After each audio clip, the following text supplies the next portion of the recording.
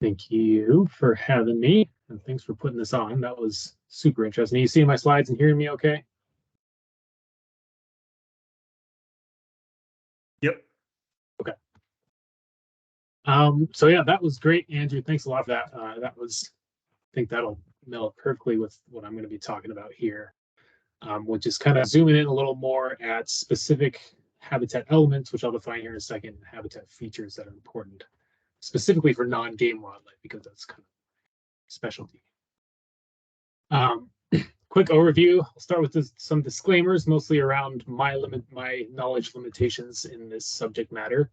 Then we'll talk about habitat elements, which I consider to sort of be the foundation of really good non-game wildlife habitat.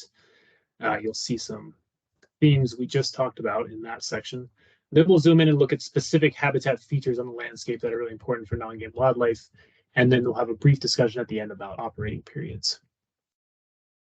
So jumping right in, the very first disclaimer I need to make is, as you've already figured out, I am not a forester. I don't know the lingo very well. I don't know how to speak specifically to your prescriptions and your forest management plans.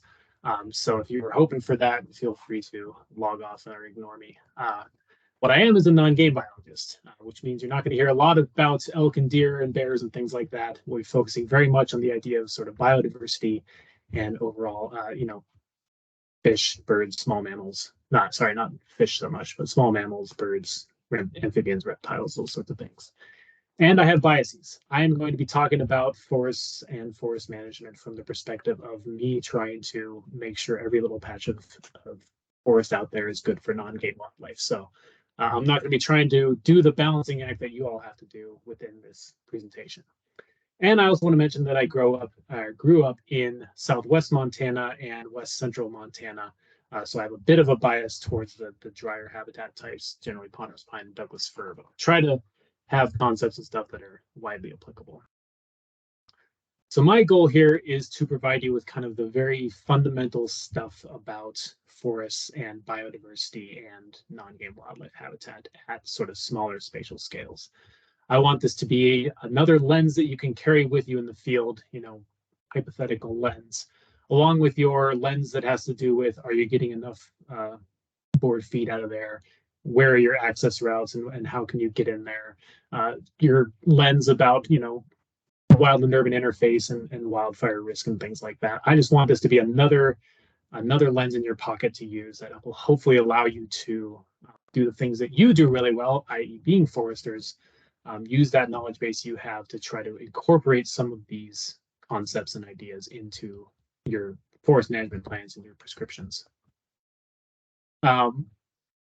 And then finally, just to make sure we know exactly where we're talking about, I'm going to be focusing explicitly on the conifer dominant forests of Western Montana that are subject to timber harvest and fire as the major forms of disturbance and management. So I'm not going to be talking about riparian forests, I'm not going to be talking about pinyon, juniper, kind of badlands type stuff, focusing very much on the sort of major timberlands of Western Montana.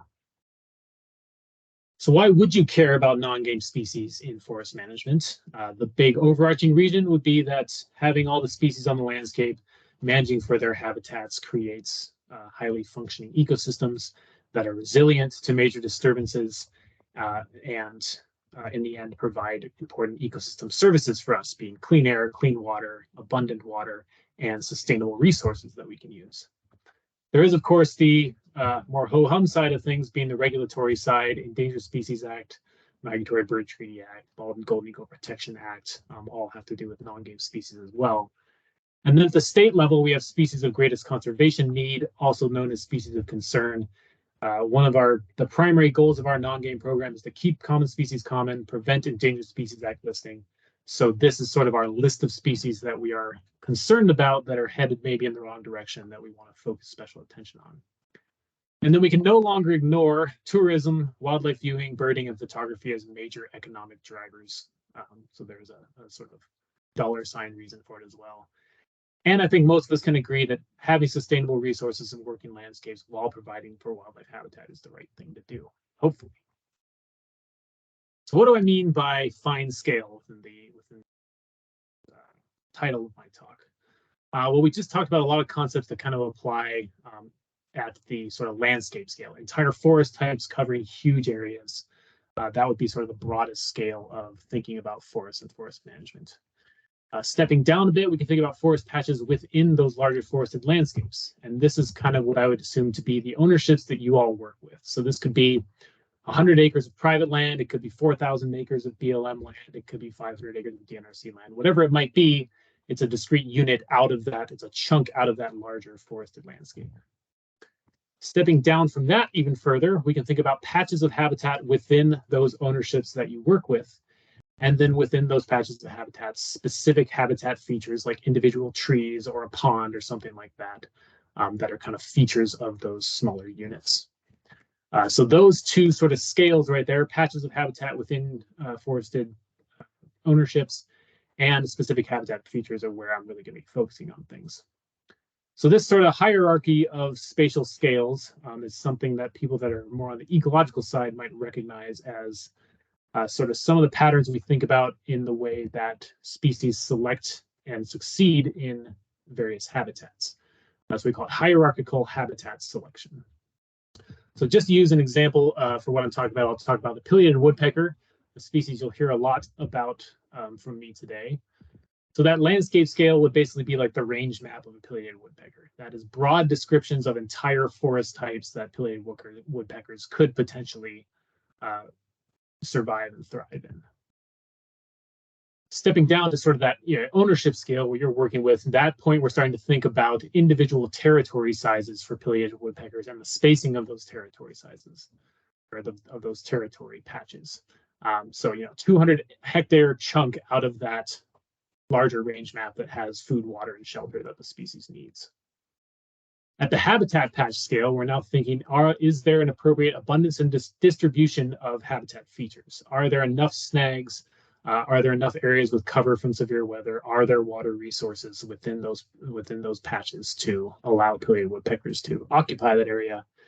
And then finally, at that smallest scale, we're thinking about, yeah, there's snags, but are they big enough and are they at the right decay state for pileated woodpeckers to form cavities? Is there enough coarse woody debris on the forest floor to have a lot of logs full of ants and things like that?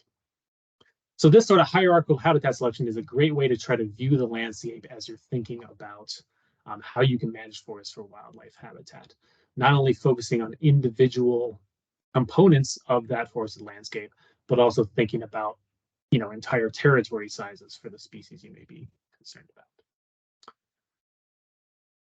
So jumping right into this idea of habitat elements, I spent way too long working on this talk before I actually looked up what the difference between an element and a feature is. So I searched around until I found a definition that kind of fit with what I was already developing, and this is what I found that I like the best. An element being one of the simple or essential parts or principles of which anything consists. So for me, this is kind of the underlying concepts that drive and create and allow you to think about productive, biodiverse, non-game wildlife habitat. And the two main concepts I came up with, very similar to some things that Andrew's talked about, are this idea of habitat heterogeneity and knowing the landscape context. So I consider habitat heterogeneity, which is somewhat kind of synonymous with the idea of just habitat diversity, it being an overarching theme to creating biologically rich habitats. By having a lot of different habitat types, a lot of different feature types on the landscape, you create ecological niches that different species can fill. That leads to biodiversity and well-functioning ecosystems. Now, this idea of habitat heterogeneity is not always sort of widely accepted by the general public that don't constantly think about wildlife and wildlife habitat. And I come from the riparian streams and wetlands world. We talk about this idea of a shifting baseline a lot. The fact that the streams we have in Western North America look completely different than what they looked like when we first arrived, as European colonists coming into the Western United States.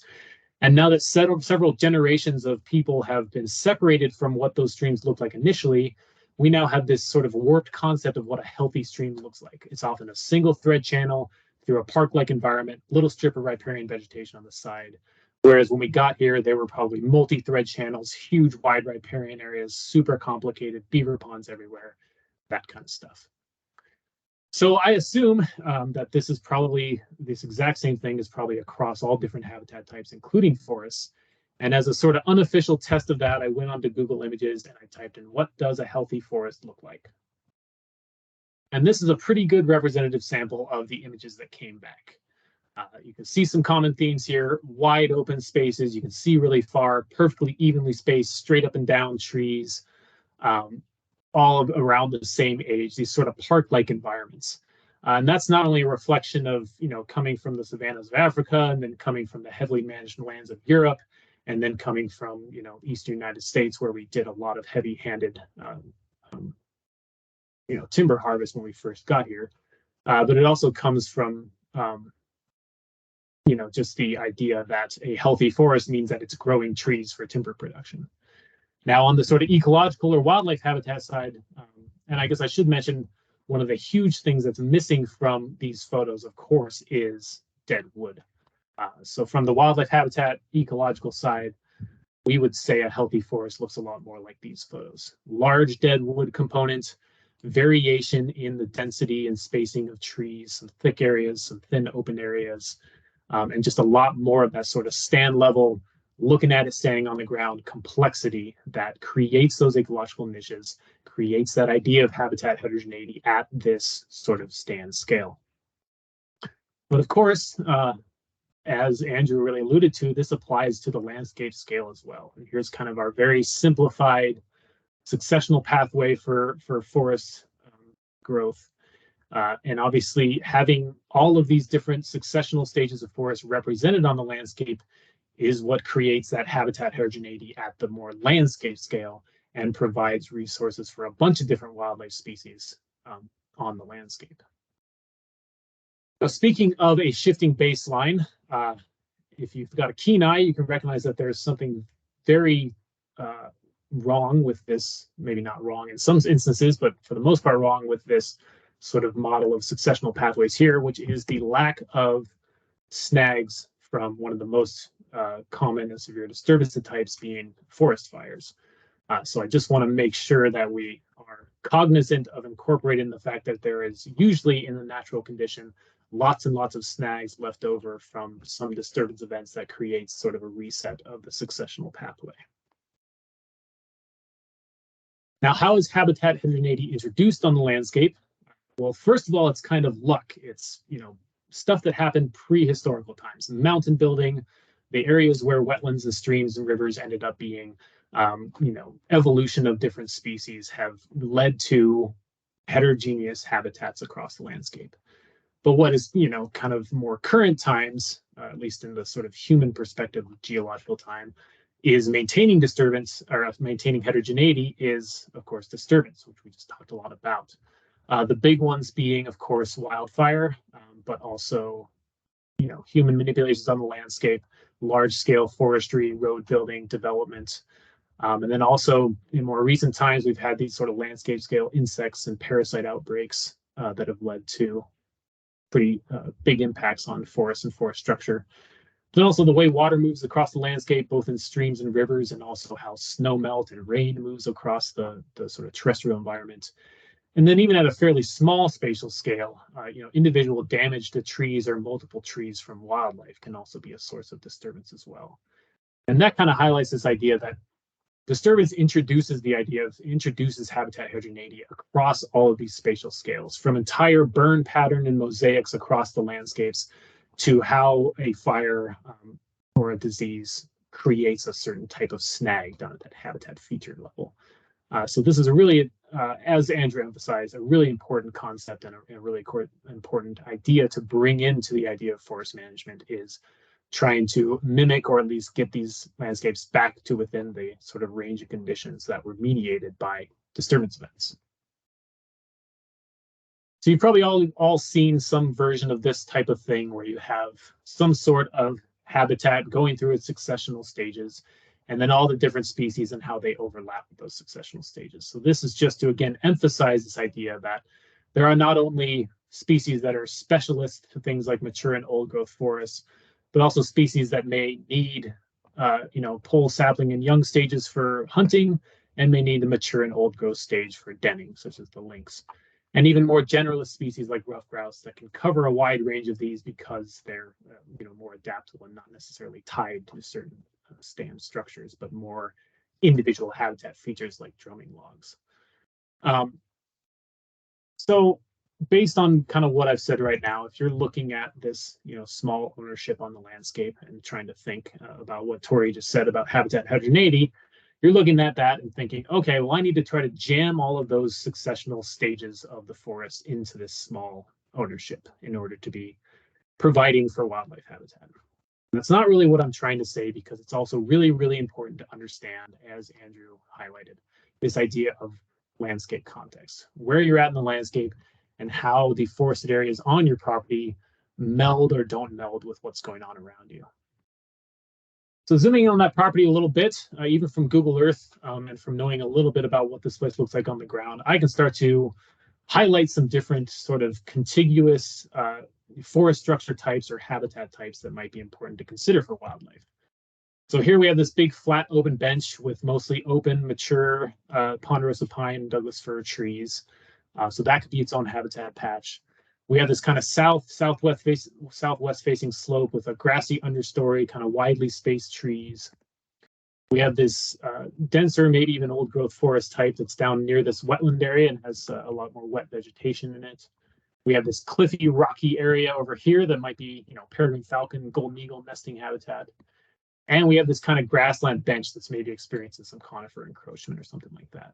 So this is just to emphasize that, species and ecosystems don't really recognize these property boundaries we put on them. And managing a smaller parcel like this, you really need to be looking at your neighbors, thinking about what kind of management may or may not be going on in those areas, and trying to see if you can sort of create some continuity of these important habitat patches across property boundaries, and kind of understand where you are in the landscape and how you can either try to match what's going on around you or provide important habitat patches if they aren't available around you. Now, if you are the DNRC in this area or the Forest Service, you may have an opportunity to try to, introduce natural disturbance, not necessarily need to be so careful and constant and heavy-handed in your forestry treatments. And you may be able to fit all those successional stages of forest into your large ownership. So you not only need to think about where your ownership fits on the landscape, but how big your ownership is and what that means in terms of what kind of forest conditions you can create. Another thing, when you're looking at ownerships this big, you can start to think about, how are species moving across this entire property, these ridge lines that lead down to this sort of bridge of public lands across the valley bottom. You can start to think about sort of those big scale wildlife issues as well. So that's it for the habitat elements. That's all I really had to say about them. This sort of overarching idea of creating habitat heterogeneity and knowing where you are in the landscape. If you can get that property back into that sort of historical range of conditions, reintroduce disturbance either through timber harvest, prescribed burning, or natural disturbance, or some combination of those three, and you can really understand well where you are on the landscape and how your property fits in, the habitat will start to take care of itself. They take many, many years, many decades, maybe hundreds of years, but you can set it up to have those kind of elements in place, that habitat heterogeneity that will lead to good wildlife habitat. And then at that point, all you really need to do is worry about specific parts of the habitat that are especially or sort of disproportionately important to wildlife, particularly non-game species. And that would be what I would call the habitat features. So using that same source that I got the definition for an element, for a feature, it said is more of the structure, form, shape, and proportions of something. So for me, the habitat features would be sort of special habitat patches like meadows and riparian areas and rock outcroppings.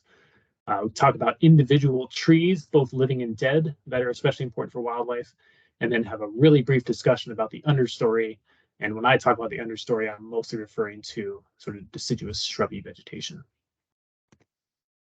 So these are what I consider to be the top 6 special habitat patches to look out for on the landscape when it comes to worrying about biodiversity and non-game wildlife.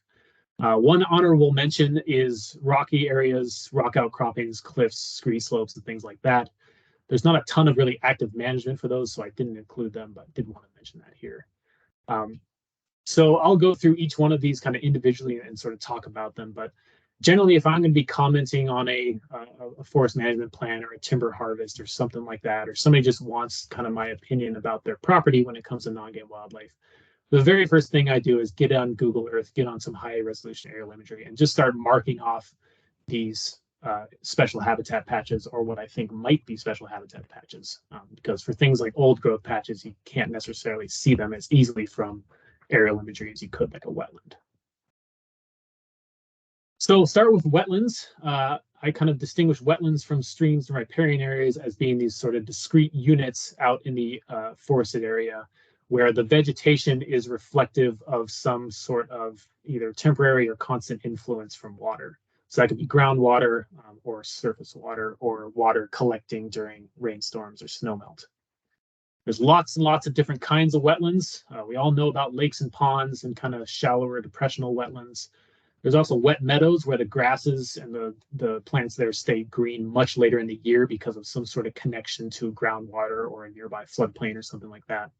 There's fens, which collect a lot of plant material and create peat. These have really unique wildlife and plant species in them.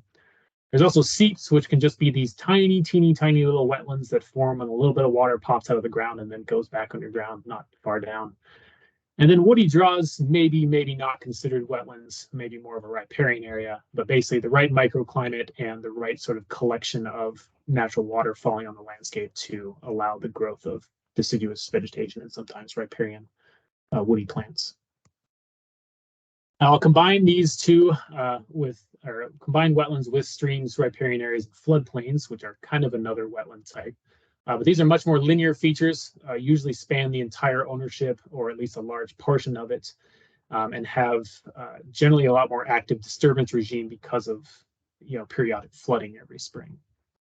So this can be everything from very confined stream channels in high elevation, steep gradient streams that may have a very narrow riparian area along them, to broad valley floodplains with an actively migrating stream channel that moves across the valley bottom over time and has these much broader floodplains. Of course, we can also talk about big, giant, large rivers, and my personal favorite special habitat patch being beaver colonies that can form streams and have a big influence on riparian areas. So combining these two, in terms of wildlife use, these are the most biologically rich habitats on the landscape. Anywhere from 60 to 80% of species use them at some point in their life cycle in Montana, and yet they make up less than 4% of the landscape. So they're really, really vitally important. And that's kind of reflected in the fact that there's all these laws and regulations and streamside management zone stuff related to protecting wetlands and riparian areas. I also want to emphasize that all sizes, shapes, and types of wetlands and streams and riparian areas are important for wildlife. Everything from a little tiny pool out in the middle of the forest that you'll be amazed how much wildlife use it gets, to large river floodplains are all really, really important and worth special consideration. The top issues we have with these special habitat patches, fire suppression, you're going to see this over and over and over again. That's led to a lot of conifer ingrowth, shading out those woody riparian plants that grow around these wetlands and riparian areas, and potentially causing sort of abnormally hot fires to move through these areas that can have some negative impacts as well. Grazing has probably been one of the most widespread negative impacts to a lot of especially streams and riparian areas throughout Western North America. Led to a lot of stream degradation. And then sediments, either too much or too little, is another issue we often deal with. And then ground disturbance. That can be road building, really heavy-handed timber harvest can actually alter groundwater flow pathways and cause potential issues with wetlands and riparian areas. So some things to consider when it comes to this special habitat. Temporary and seasonal wetlands are super important as well, especially for things like amphibian breeding and for migratory species, for species that are trying to escape, a flooding stream. Those kind of off-channel wetlands that only fill during high water are all really important to consider as well. You also want to think about large and small-scale movement corridors. Streams and riparian areas especially are one of the most heavily used movement corridors you'll find on a landscape. But you also want to think about, how are species getting to, maybe areas where they're grazing on these grasslands and then getting to wetlands and riparian areas to drink or to hide out from hot weather, things like that. but also small-scale movement corridors. How are species moving between wetlands? This is especially important for forest floor species like toads, salamanders, small mammals that may need to move between these wetland patches, but they need to have adequate overhead cover, good moist kind of microsites to be able to make it across that forest floor.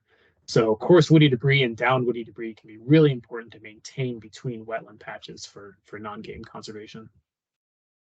So the general approach to wetlands and riparian areas is to put a buffer on them and leave them alone. That's certainly better than going in there and doing any kind of heavy-handed forestry or forest harvest, timber harvest. But it doesn't necessarily sort of get into that idea of mimicking historical disturbance regimes. And so because of that kind of conifer ingrowth, crowding out of riparian vegetation, these can be good areas to maybe consider if you have the time, money, and energy to do some hand thinning to try to open that back up. Of course, being careful about leaving behind things like big trees and snags. Now, a few things specific to streams. Like I said, these will be the most heavily used movement corridors on your landscape, probably. They're also really important to consider for fire breaks. If you're thinking about prescribed burning or how natural fires might move through the landscape, streams and riparian areas do make really good fire breaks, especially if they're nice and healthy. Unfortunately, stream degradation is a huge thing affecting thousands and thousands and thousands of miles of stream across Western North America. A lot of them exist in a degraded state. They aren't taking up their entire floodplain. That diminishes their value to wildlife, diminishes their value as movement corridors, diminishes their value as fire breaks. One of the most common forms of stream degradation is structural starvation. Basically, there's not enough big wood falling into the stream channel. There's not enough beavers around to create that structural complexity that leads to good in-stream and floodplain habitats. So everybody who knows me knew this was coming. I have to always mention that beavers create some of the most biologically rich habitat patches on the landscape. And there are some really cool opportunities to use hand thinning and riparian zones and then use that woody structure that you're removing in the stream channel to either mimic beavers, attract them to the area, or just reintroduce that structural component to the stream channel for stream restoration. So quick pitch, if you do have a stream running through your ownership, I highly recommend checking in on the Beaver Restoration Assessment Tool, the BRAT model. It's available through the Natural Heritage Program website. You will actually get a map and you can zoom in on your property and look and see if you have the potential for beaver habitat. And if you do, that may be a cool thing to manage for to create really good wildlife habitat. And I'm always available to talk about that if you want to look at a specific spot. So this is just kind of to show you the value of those off-channel and seasonal sort of floodplain or wetland habitats. You know, these are full of water because of these beaver dams along the stream here. But you can imagine the same thing would happen without beaver dams if this was a high water period. So these are incredibly important for wildlife throughout the year, if they're full throughout the year, at least during the high water periods. So one of the main comments I make when someone's considering a forest management or forest or timber harvest within an area that has a stream is try if you can to put your buffers on the edge of the floodplain, the active floodplain, and not at the edge of the stream channel. And that is in recognition of the fact that most streams in low gradient areas where they're not confined by a canyon or really steep slopes will migrate across the floodplain over time. And that's what creates this habitat complexity, these off-channel wetlands, these old oxbow pools. So if you're putting your buffer right on the stream channel, you may be either excluding some of those off-channel floodplain pools from that protection that you're offering that riparian area, or you may have that stream migrate to the edge of your buffer within 10 to 15 years or something like that. So try to put those buffers on the edge of the floodplain, or at least as far out into the floodplain as possible. And some of these off-channel floodplain habitats don't look like much during the dry season. It's just kind of a swale through the forest. But when this fills up with water during the high water period, you'll just see ducks, amphibians, songbirds, woodpeckers all over the place taking advantage of that calmer water that's out in the forest. So moving on from streams, riparian areas, and floodplains, not too surprising that I spent so much time there. Patches of what we call kind of true old growth on the landscape are another special habitat patch to pay attention to. And I know that this idea of old growth can be hard to define. It's defined differently in different forest types and across different publications and stuff. The way I kind of think about it, areas that have a high number of snags, big old trees, lots of coarse woody debris on the forest floor, multi-storied canopies, a lot of fungal activity, and trees kind of dying and falling apart just due to old age and injury. Those are kind of the characteristics I'm talking about when I talk about old growth habitats, specifically from this non-game wildlife perspective. So there are a large number of our forest-dependent species of concern that are associated with old growth forests, or at least old growth forest characteristics.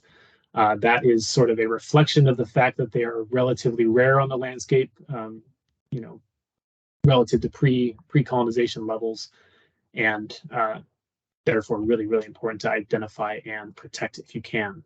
Again, fire suppression is an issue where some of these old growth stands that maybe were maintained by frequent low intensity fires now have a lot of ladder fuels that can lead to canopy fires within even the biggest and oldest stands.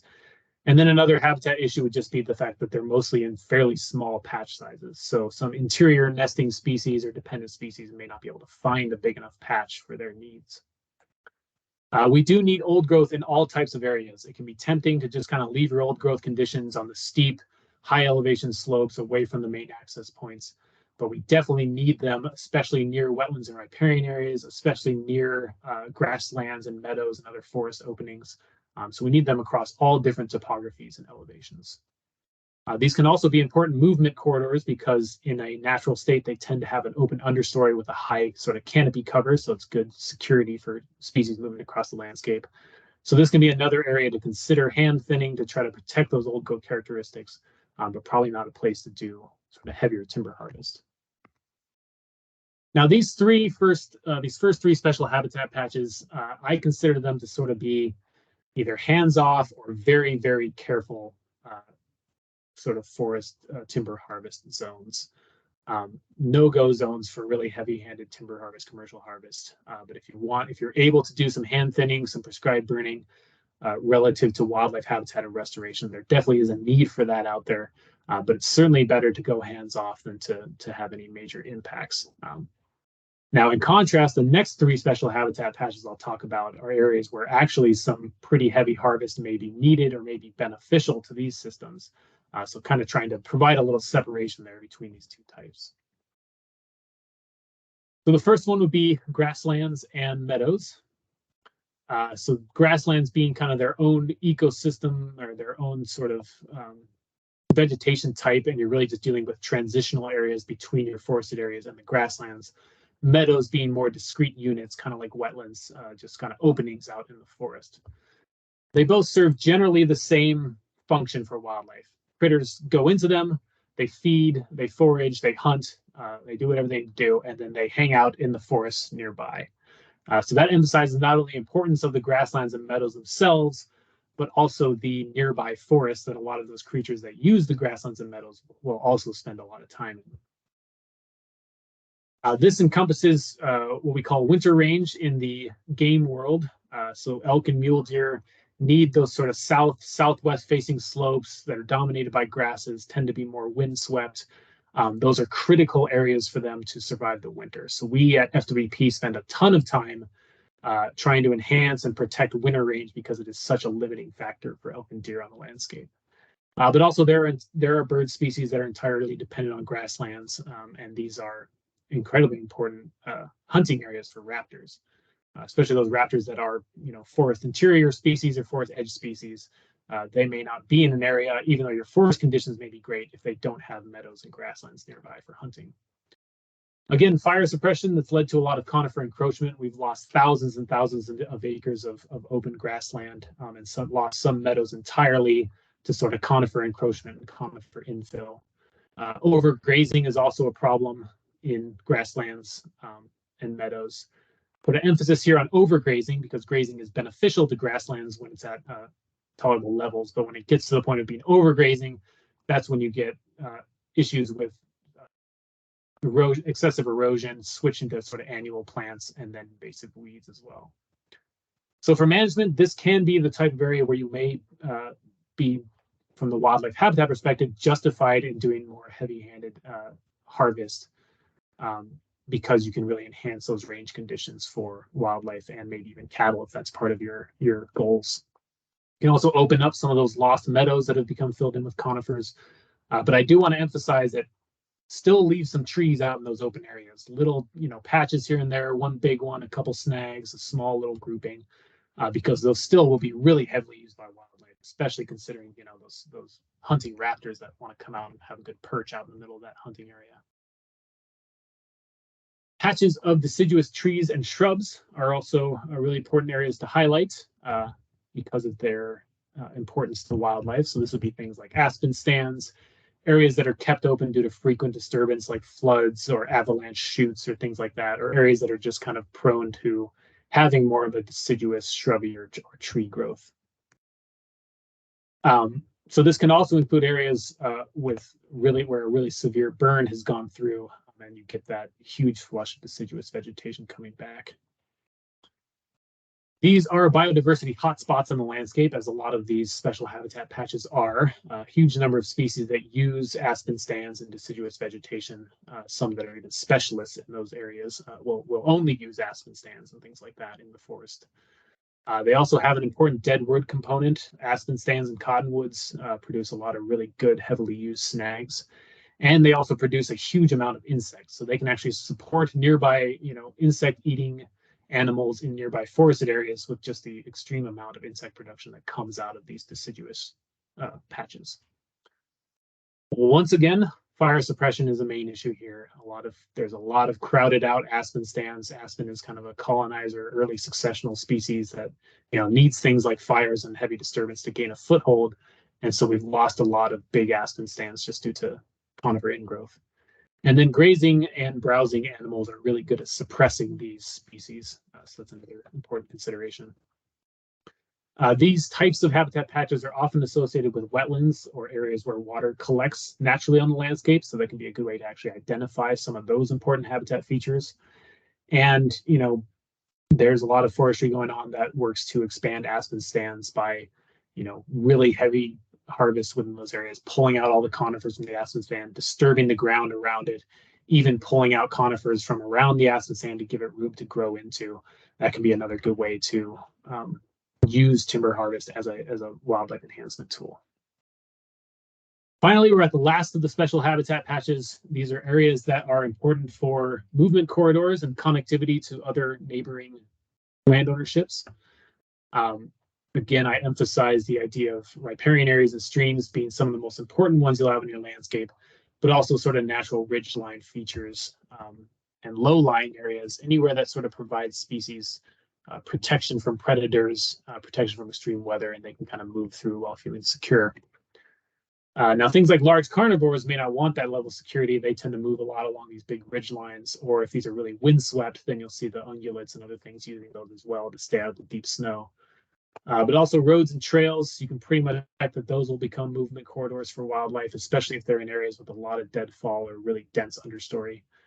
And then don't forget about small scale movement corridors. This big giant log that fell across this wet, super dense riparian area, if you put a game camera on there, you would probably see dozens and dozens of species using that log to cross that dense patch.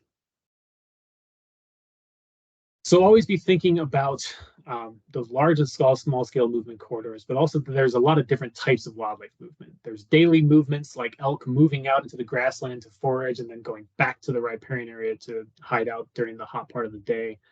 There's seasonal movements, elk and deer moving from summer range down into winter range areas, or nesting birds moving from the interior forest to somewhere where they're kind of overwintering. And then there's dispersal movements, like amphibians breeding in a seasonal pool. The pool dries out later in the year. They have to disperse out and find other wetlands nearby. So be thinking about the sort of multiple types and different spatial scales of movement. And then any of these movement corridors, think of them as wildlife funnels. There's going to be a higher density of species there. They're going to be led to a certain area along that movement corridor. So think about where they're leading to. And that kind of comes to some of the issues we have here, which are dangerous roads and road crossings, where species can get hit or be disrupted from their movement pathway because of traffic. Also areas of development where species can come into conflict with humans, or at least be sort of squeezed and cut off from the direction they're trying to go. And then also be aware that natural disturbance events alter and create movement corridors as well.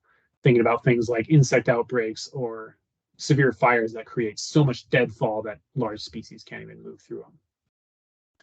Again, always think about large and small scale movement corridors between habitat patches and across the property entirely. If you're not sure how the large species are using that landscape, you can go out and follow the game trails around, and they'll tell you a really important story about how wildlife move across your ownership. And then always think about visual shields. Most species want to move through an area where they feel secure, hidden from human view, hidden from view of predators. So things like swales, low-lying areas, draws, heavy understory vegetation, those can all be important visual shields. So I know that was a lot, and we have this nice, colorful, complicated map here. Again, this is kind of just a reflection of how I like to look at forest areas when I start thinking about non-game habitat.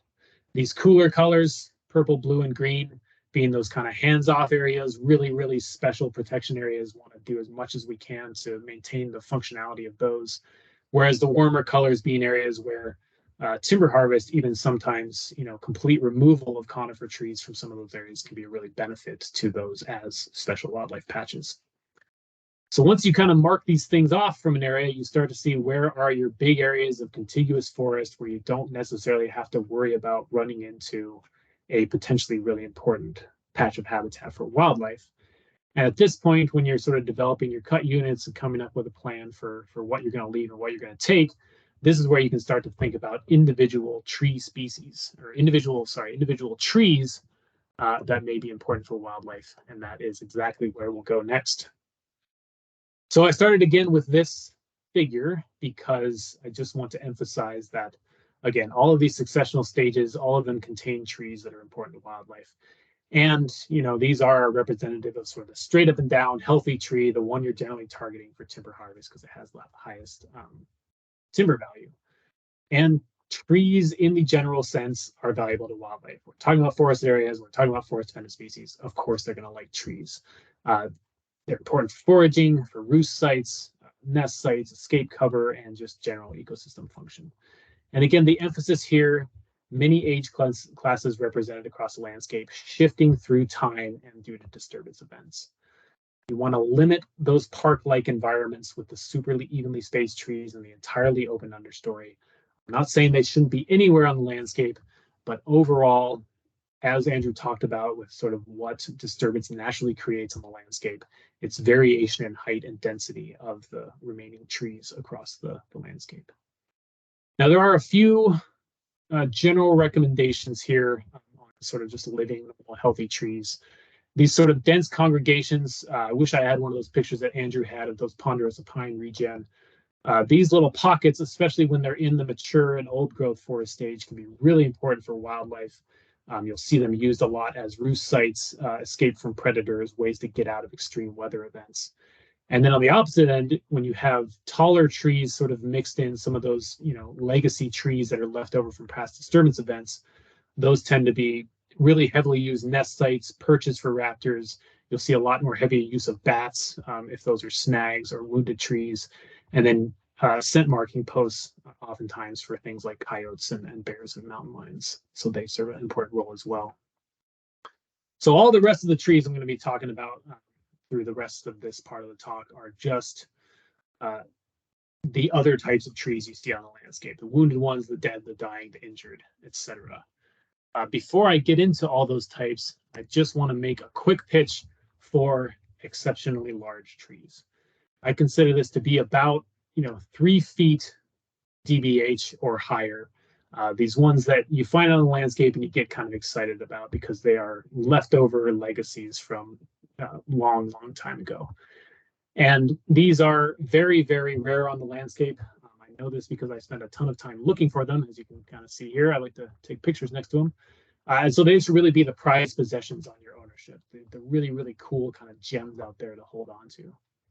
Lots of different species use them in lots of different ways. You'll see mountain lions and bears up in these trees because of the size of the branches that are coming off. Multiple species of birds can nest in the same tree when they get to this size. So they're just incredibly important on the landscape, disproportionate to their quantity, so worth keeping around. And this applies to living trees, this applies to snags, this applies to downwood. When they get to be this size, you really want to keep them around for wildlife. You may want to do some thinning around them to keep ladder fires from getting up into them and killing them prematurely. But please, from the wildlife perspective, don't take them off the landscape.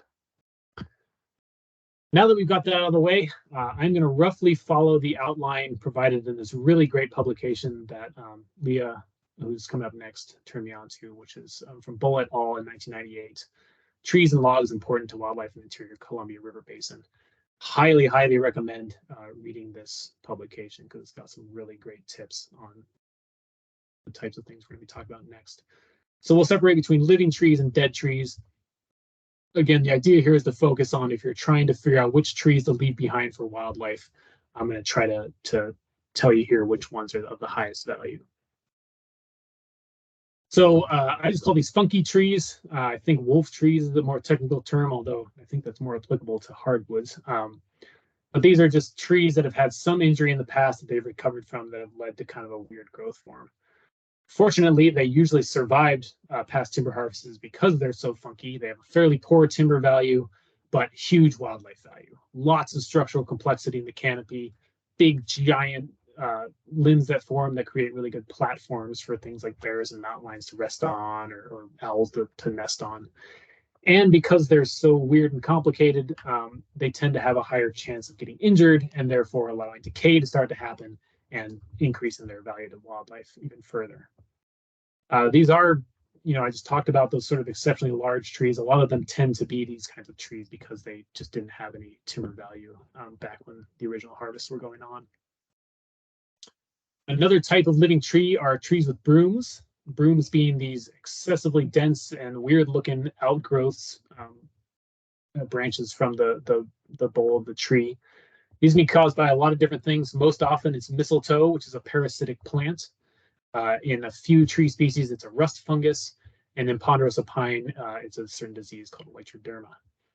Wildlife do use these quite heavily. In mistletoe infections, there's quite a few species that consume the shoots and the fruits of those trees.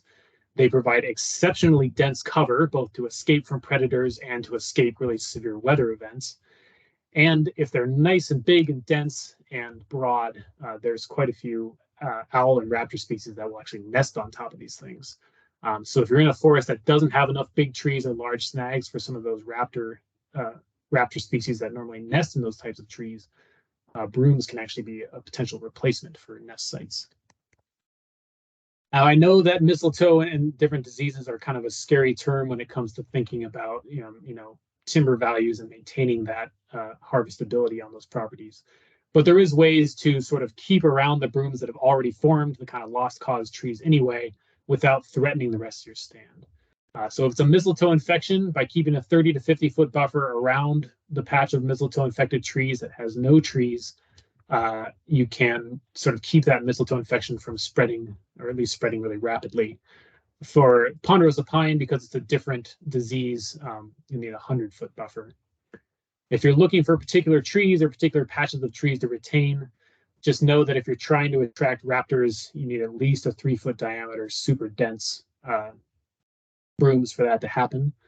Brooms at the top of the trees tend to be a little too exposed for heavy wildlife use. Brooms at the bottom will get heavy wildlife use, but they also tend to just friggin' explode when fire goes through, so they're really dangerous ladder fuels. So brooms in the middle of the tree are just right, and also look for the largest and densest ones. Now, probably my favorite trees on the landscape are living trees that have some level of decay. These are really, really important wildlife trees, and can kind of act as almost a snag replacement in some instances. But they're really important because it's still a living, growing tree. So it provides structural support for that dead portion of the tree that means that it can stand for hundreds of years and eventually provide generations of critters with nest and roosting sites. So for the rest of this talk, we're going to be talking about trees and logs that have some level of decay. So I just want to make a few notes on how it works. Decay is caused by a fungus. That fungus cannot get into the heartwood of the tree where decay starts through the wood or the bark. So there has to be some sort of injury that allows that decay fungus to get in there. So that can be lightning strikes, other trees falling nearby, rock slides, wind breakage, whatever it might be.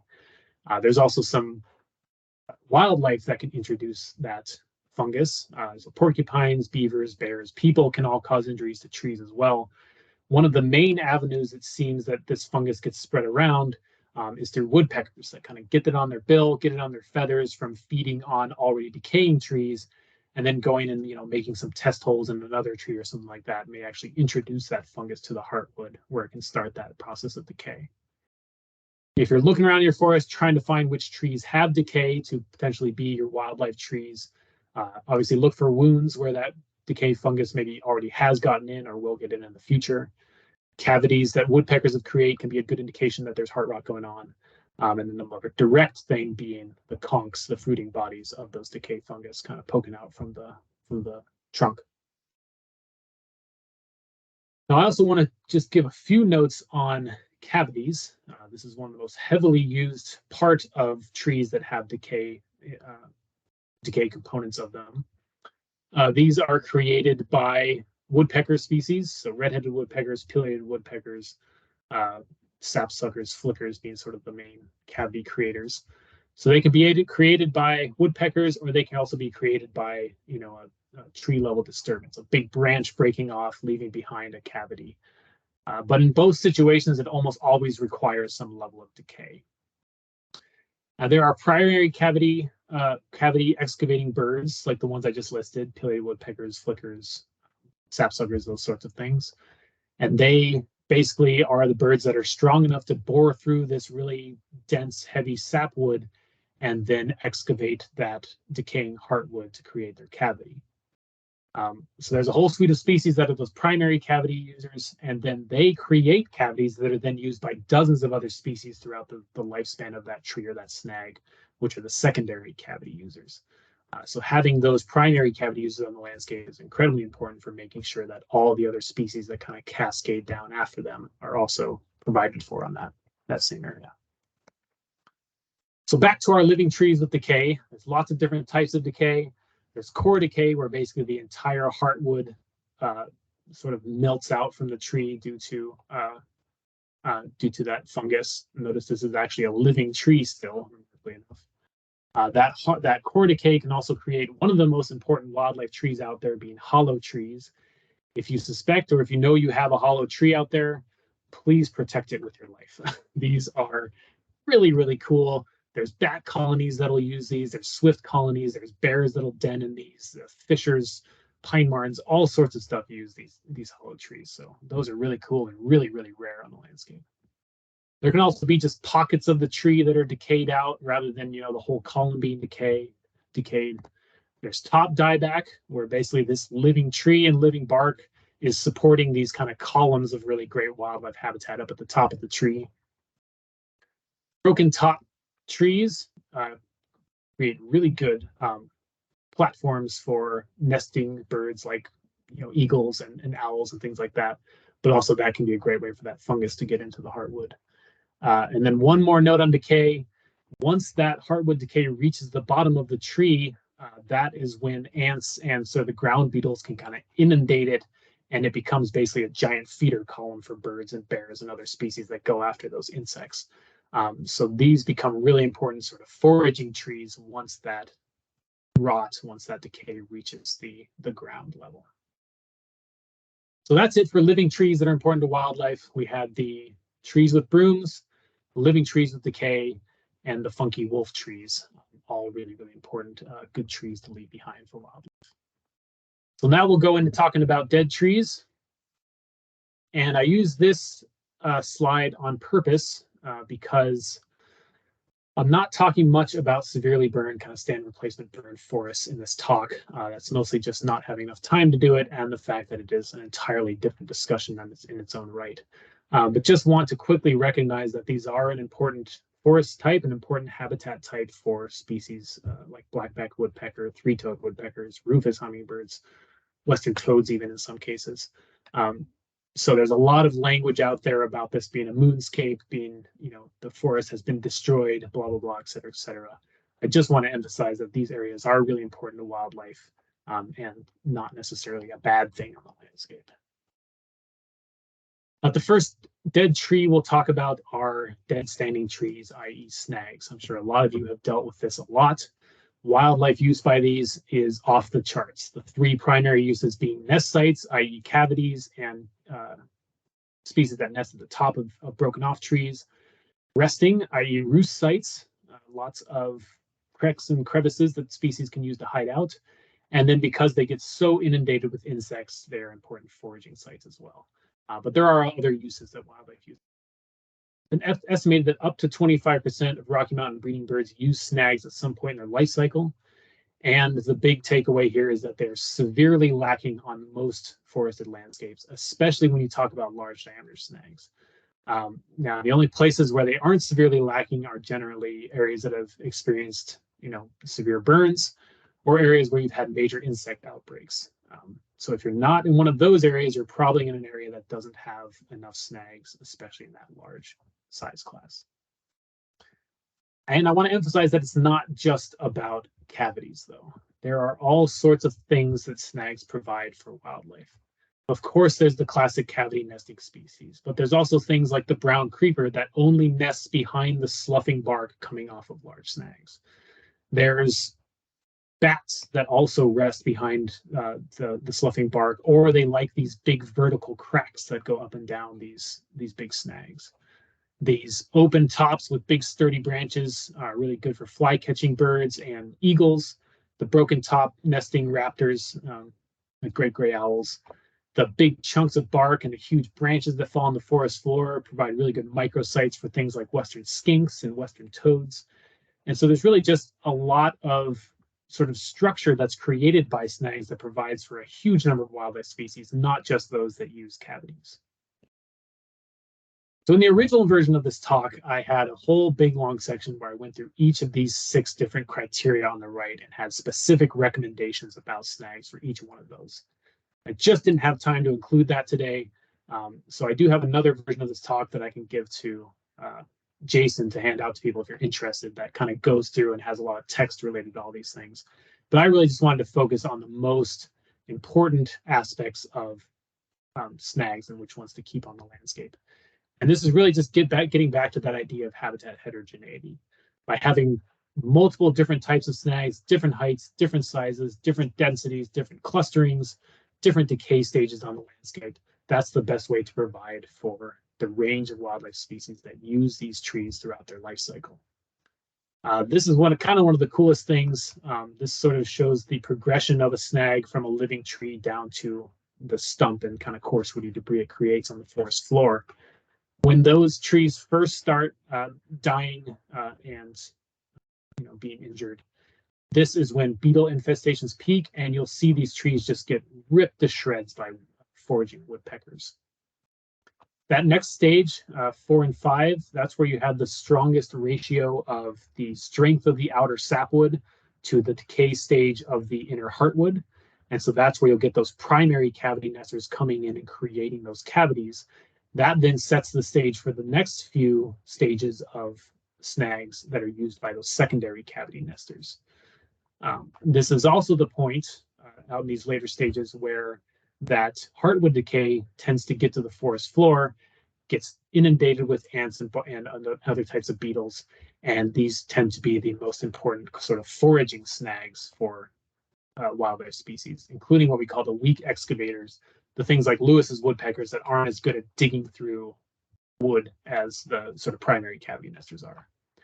So you can see from this this sort of graphic here that you may have plenty of good nesting snags on your landscape for things like pileated woodpeckers and flickers, but if you don't have any of these sort of later decay stages, they might not have enough good foraging resources to be on that landscape. So a diversity of snag types is really, really important because there are species that specifically use a certain stage.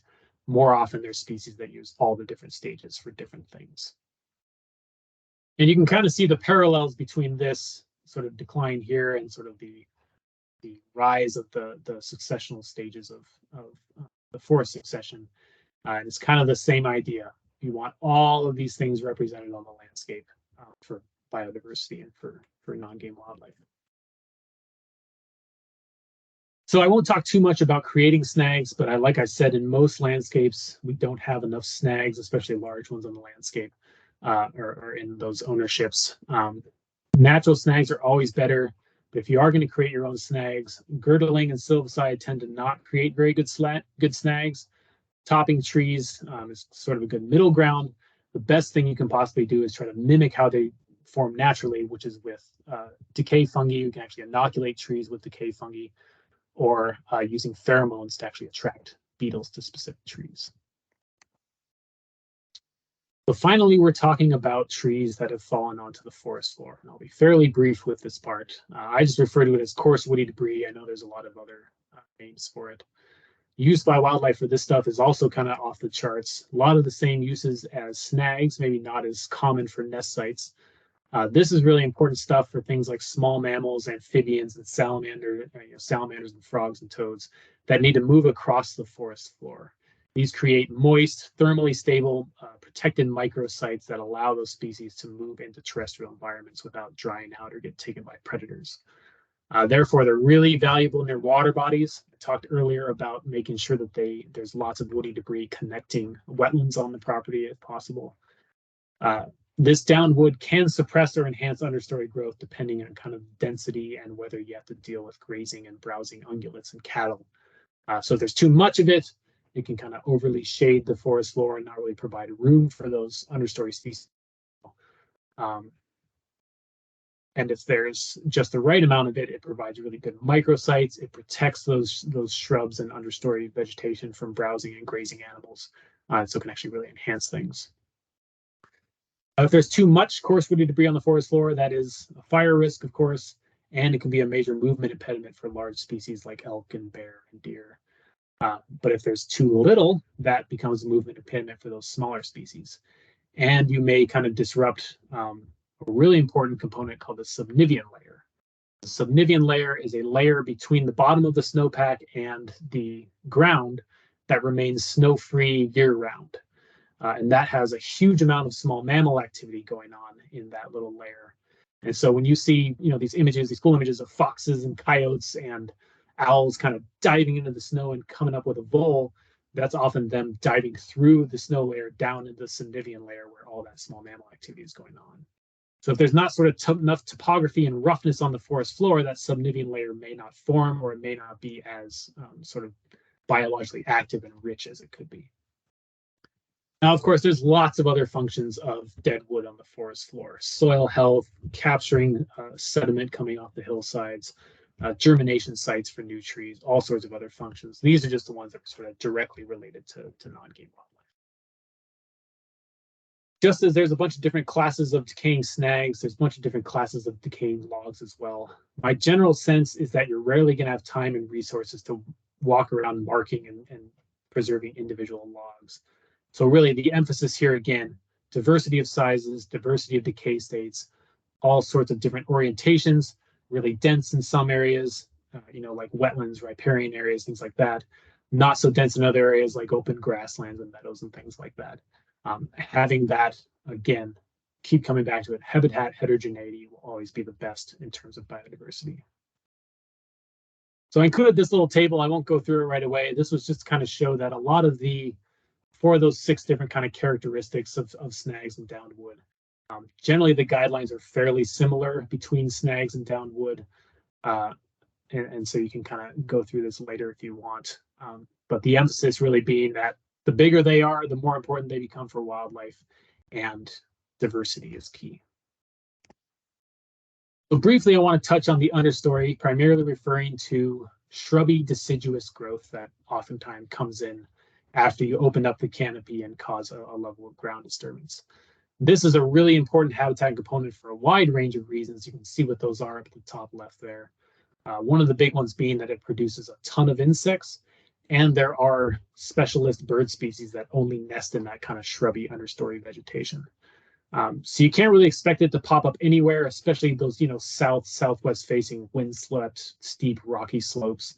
But certainly north facing slopes, anywhere where water kind of naturally collects, like these shrubby draws, any of those kind of places can be really good areas to try to promote this shrubby growth. The only thing you have to be really careful about is if there's really heavy ungulate use or really heavy cattle use, that can lead to a suppression of that understory growth. So always be cognizant if that's going to be part of the land use in that area. So finally, that was the end of our sort of habitat features section. Again, like I said, there's another version of this talk that I'll give to Jason to hand out that has a lot more detail on all those different characteristics for the snags and downwood. But I just wanted to briefly touch on operating periods here at the end. The big takeaway for operating periods, mid-fall to midwinter, generally the time you do most of this harvest anyway is going to be best for wildlife. You'll have a lower impact to soils because they'll, hopefully be frozen or close to frozen. Lower impact on plants. A lot of them have gone to the dormant stage. From the wildlife side, this is after most young are mobile enough to kind of just get out of your way and leave the area, go to a different habitat patch nearby.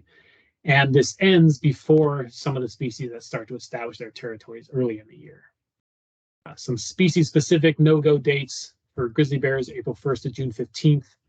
Woodpeckers and goshawks have a pretty similar time frame, April 1st to August 15th. And then bald eagles and some of the larger owls are going to be your earliest species that start to establish their territories and their nest sites as early as February, sometimes January. I'm already seeing bald eagles fighting it out on the Bitter River near where I live here.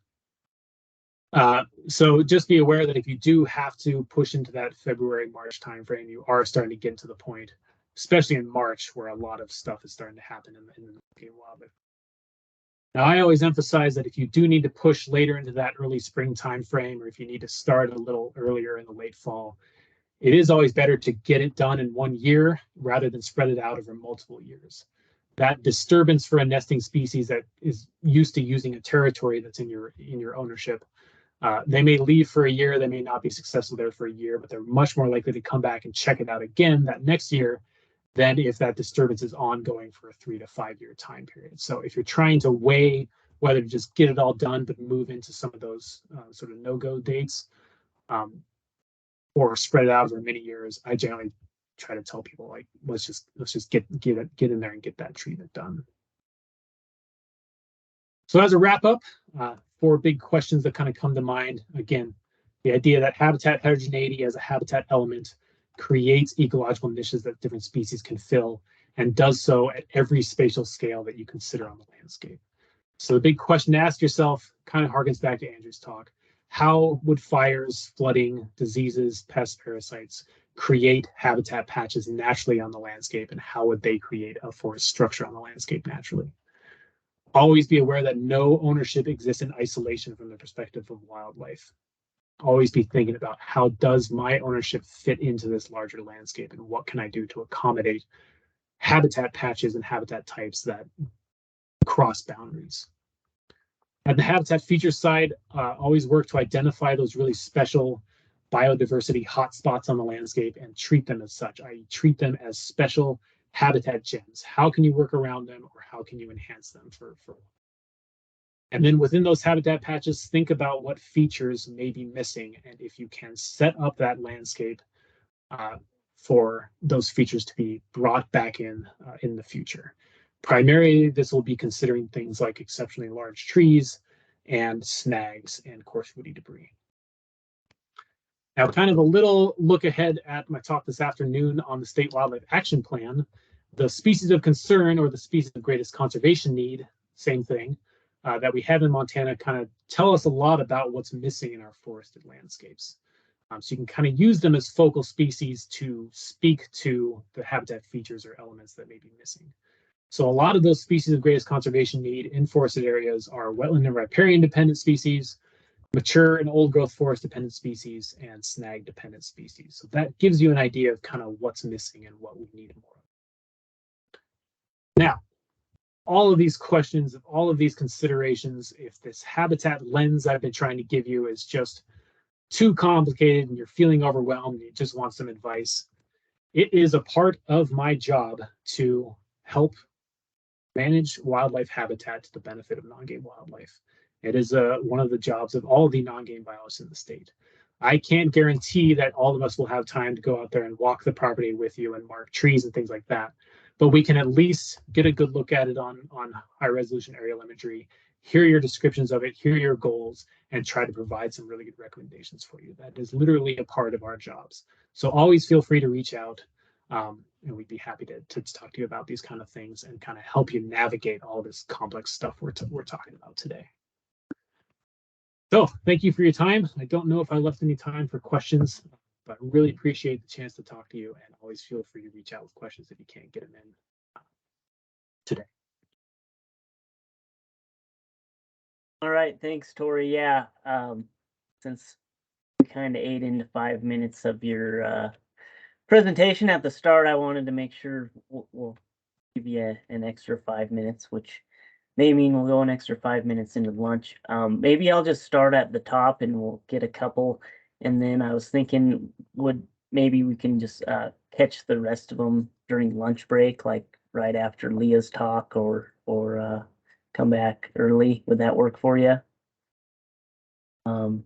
Otherwise, we can just type them into an email and you can respond to those folks. But anyway, Cindy Peterson early on typed mitigation. I think when you were talking about probably habitat features and elements, I wasn't sure. Cindy, do you want to elaborate on that if you're still online? Unmute yourself.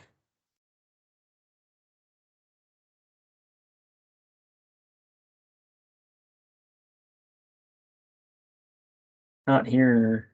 So anyhow, if you have maybe a little bit more clarification to what you were asking there, Cindy, go ahead and type it in. Chris Forstall asked, I'm not sure, you were definitely talking about habitat features, but I'm not sure which one you mentioned, something about heavy-handed harvest. And are you equating that to mechanized timber harvest? Yeah, I knew as soon as I started saying that term that people might wonder what I meant by that.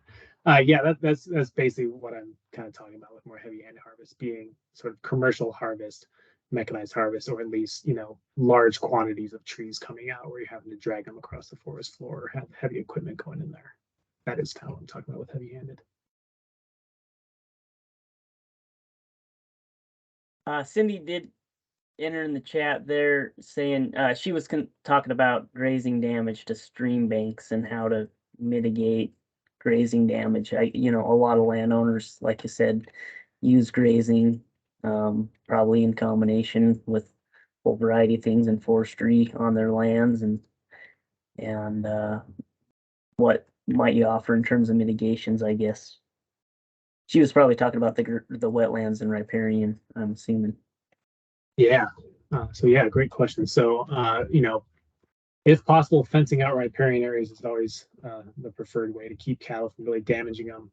And then you can provide water gaps at key areas where maybe super heavily impacted by cattle, but at least it's confined to a small part of the stream channel rather than uniformly along all the stream banks. And a lot of times you're actually trying to mitigate grazing damage that occurred, 50 to 100 years ago that's still persistent.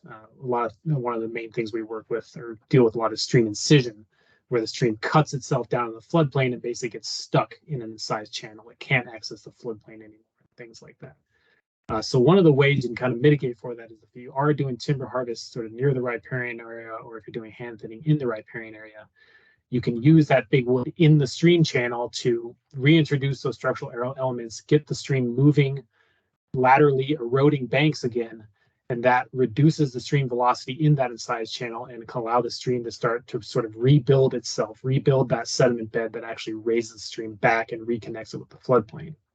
Similarly, you can actually use sort of strategically placed dead wood near riparian areas to kind of deter cattle from getting to parts of cattle or ungulates from getting to parts of the stream channel. Just by strategically placing that wood around and making it inconvenient for them, you can almost kind of create your own water gaps without having to go in and actually put up fencing. So that's a few of them that you can use.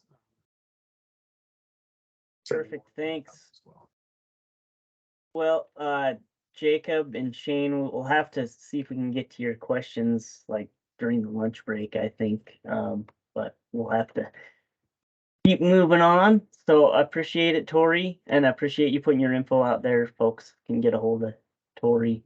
So I will go ahead and stop recording